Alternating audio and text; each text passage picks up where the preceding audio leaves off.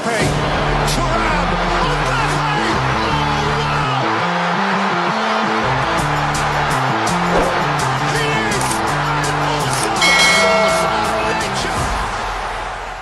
አዎ የስሪታችን ነው ተግባራችን ወይንም ምግባራችን ታሪካችን ወይንም ሂደታችን ይህ ነው እኛ ቅዱሳኖቹ ስንባል አቤት አንለም ለምን ቢባል ከአቤት የተሻገረ ትህትና በእኛ ውስጥ አለና ይህ የእነርሱ ታሪክ ነው መውደቅም መነሳትም መሄድም መምጣትም መማርም ማስተማርም ሁሉም የነርሱ ነው እነርሱ እግር ኳስን ለዓለም ያስተዋወቁ ብራዚል ዛሬ ላይ ለደረሰችበት ከፍታ ውለታ ይዋሉ እነሱ በሁለተኛው የዓለም ጦርነት 3 ሚሊዮን ሰራዊትን ያስተናገዱ እነሱ የዓለም በር የሚል ስያሜ የተሰጣቸው ሁሉ በእጄ ሁሉ በደጄ ሆኑ ናቸው ግን ጊዜ ጣላቸው ድንገት የመሸባቸው ሆነው እድል ፊቷን አዘሮችባቸው ይህ የቅዱሳኖቹ ሳውዛምፕተኖች ታሪክ ሀሁ ጅማሮ ነው ዛሬ በሌጀንድ ስፖርት ጥንቅራችን ከፕሪሚየር ሊጉ የተሰናበተውን ሳውዛምፕተንና ያልተሰሙ አስገራሚ ታሪኮችን እንዳስሳለን ገጹን ላይክ ሼር ሰብስክራይብ በማድረግ የተለያዩ አዳዲስና ታሪካዊ ስፖርታዊ መረጃዎች ይድረሷችሁ መረጃውን እንቀጥላለን Mbappe, Thuram,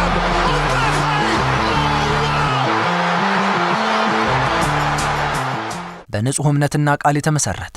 ወቅቱ በ1885 ነበር በእንግሊዝ ሳውዛምፕተን ከተማ አቅራቢያ በምትገኘው ቅድስተ ማርያም ቤተክርስቲያን አቅራቢያ ቅድስተ ማርያም የወጣቱ ወንዶች ህብረት በሚል መጠሪያ የስፖርት ቡድን ተቋቋመ የኋለኛው ወይንም የዛሬው ሳውዛምፕተን እንደማለት ነው ሳውዛምፕተን የእንግሊዝ ትልቁ ወደብ ነው እናም የኢኮኖሚ ምንጭነቱ አያጠያይቅም በእርግጥ ታይታኒክ የተሰኘችው መርከብ እንኳን ያንን ቀይ ረግጣለች እናም ቀጠናው ከኳስ ባለፈ እልፍ ኢንቨስትመንት ጉዳይ የሚመዘዝበት ነው እነርሱ በታይታኒክ መርከብ ተሳፍረው ዓለምን የዞሩ እግር ኳስን ለዓለም ያስተማሩ መታመንን በተግባር የገለጡ ከዛም 528 የከተማዋ ነዋሪዎች በታይታኒክ የመርከብ አደጋ የገበሩ ናቸው ከ1885 ጀምሮ ውጣውረድን በሚገባ ያዩ ከአንዱ ውድቀት ሌላ መነሳትን የሚያለሙ የእንግሊዝ የኢኮኖሚ ተስፋ የሊጉ ደግሞ የመቻል ተምሳሌት ናቸው በሁለተኛው የዓለም ጦርነት የእግር ኳስ ቡድናቸውን ጨምሮ የዛሬ ስታዲየም መጠሪያ ቤተክርስቲያናቸውን በቦምባረር ያጡ እነርሱ በብዙ መከራ ተፈትነው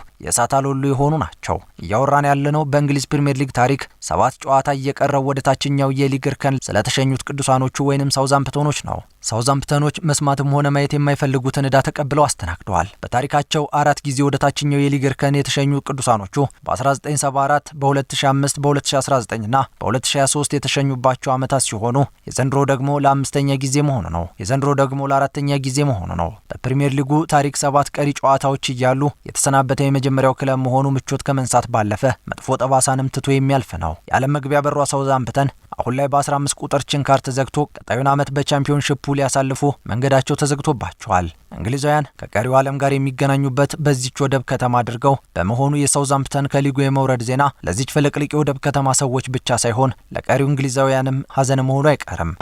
Mbappe, Thuram,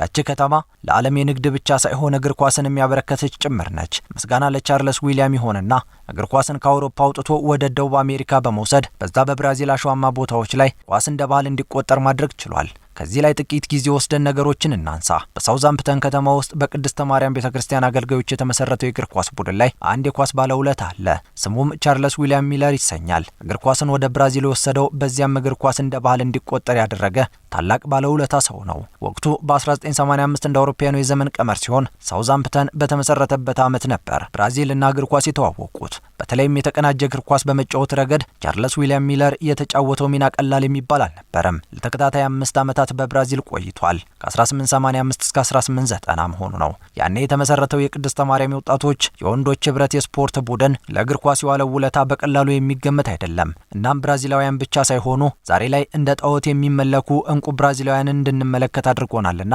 መላው ዓለም ለዚህ ግለሰብ ይሁን ለቅዱሳኖቹ የእግር ኳስ ዕዳ አለባቸው ማለት ይቻላል የቅድስተ ማርያም ደውሎች ጉዳይ ይህ ጉዳይ 1917 ላይ መነሻውን ያደርጋል ኢመንት አዳምስና ዳግላስ ፉርቤር አንድ ስንኝ ጻፉ ይህም በርዕስ ደረጃ የማርያም ደውሎች ይሰኛል የማርያም ደውሎች ዛሬ ላይ በቅዱሳኖቹ ቤት የቡድናቸው መዝሙር ሆኖ በይፋ እየተዘመረም ይገኛል 109 ዓመታትን ተሻግሮም ቢሆን ይህ መዝሙር በሳውዛምፕተን ሜዳ ለሚደረግ ጨዋታ የድምቀት ምንጭ ሆኖ ቀጥሏል የማርያም ደውሎች ከእግር ኳስ አልፎ በባህር ዳርቻ ያልፉ የነበሩ ወታደሮች ለመንገደኞች መረጃ ለመለዋወጥ በዚህ የነበረውን ደውል በመደወል ደርሰናል ለማለት ይጠቀሙበትም ነበር እናም ይህ ከእግር ኳስ የተሻገረ ባለብዙ ትርጉም መዝሙር ለዚያች ከተማ ነዋሪዎች የሚታወሳቸው ቁም ነገር እንደ ጠፈር ከዋክብት በብዙ ምክንያቶች ነው። በዚህ በሁለተኛ የዓለም ጦርነት ወቅትም 3.5 ሚሊዮን የሚደርሱ ወታደሮች ወደ ተለያዩ የአውሮፓ የውጊያ ቀጠናዎች ሲያመሩ ማረፊያቸው ሳውዛምፕተን ስታዲየም እና የከተማዋ የባህር ዳርቻዎች ነበሩ። በዚህ ፈተና መሃል ሁሉ ያለፈው ይህ የእግር ኳስ ቡድን ዛሬ ላይ ማረፊያውን የእንግሊዝ ሁለተኛው ዲቪዚዮን ሆኗል።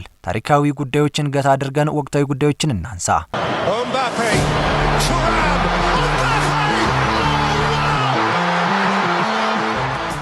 ሳውዛምፕተን በዘንድሮ የእንግሊዝ ፕሪሚየር ሊግ ከመጀመሪያው ሳምንት ጀምረው እንደ ጭራ ከኋላ ሲከተል ክረምቱንም በጋውንም አሳልፈዋል። ጉዞ እንደ ኤሊ የተንቀረፈፈ፣ ጊዜው ደግሞ እንደ አቦ ሸማኔ ተምዘግዛጊ ተስፈንጣሪ፣ ውጤቱ እንደ በጋ አበባ ድንገት የበነነ የማይጨበጥ የማይዳሰስ ሆኖ መጥፎ ታሪክን አስመዝግበው አልፈዋል። ያለፉትን 7 ተከታታይ ጨዋታዎችን ብንመለከት ማግኘት ከሚገባቸው 21 ነጥብ ውስጥ ማሳካት የቻሉት 1 ነጥብ ብቻ ሲሆን ይህንንም ከክሪስታል ፓላስ ጋር በነበረው መርሃ ግብር ላይ የተገኘች 1 ነጥብ ነች። ደርቢ ካውንቲ በ2007-2008 የውድድር ዓመት ዝቅተኛ ነጥብ አስመዝግቦ ከሊጉ ሲሰናበት ያስመዘገበው ነጥብ 11 የነበረ ሲሆን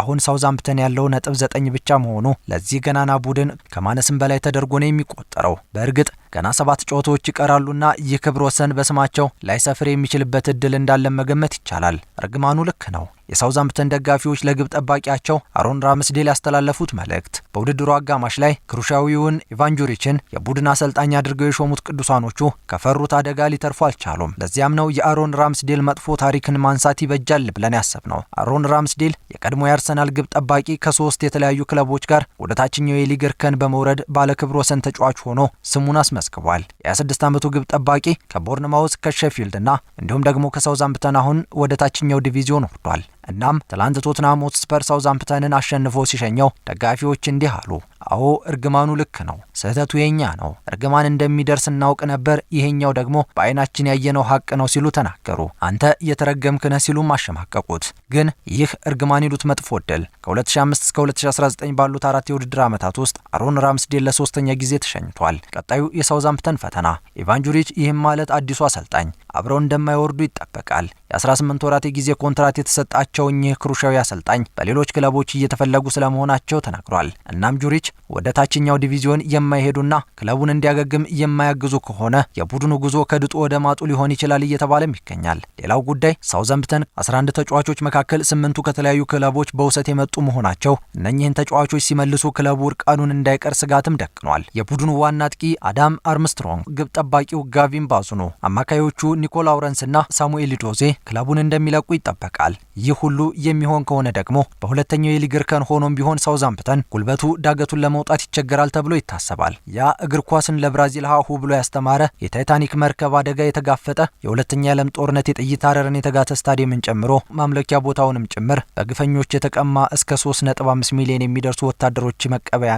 የእንግሊዝ መግቢያ በር ተብሎ ተሰይሞ የኢኮኖሚ የጀርባ አጥንት የሆነው ከተማ አሁን ፊቱ ቅጭም ብሎ መገኘት የሌለበት ቦታ ላይ ተገኝቷል። ቅዱሳኖቹ በ2025-26 የውድድር ዓመት በሻምፒዮንሺፑ እንጂ በፕሪሚየር ሊጉ ላናየው ከግብ ጠባቂው አሮን ራምስዴል ጋር ተሸኝቷል። ይህ ሌጀንድ ስፖርት ነው። ጥንቅራችን አበቃ።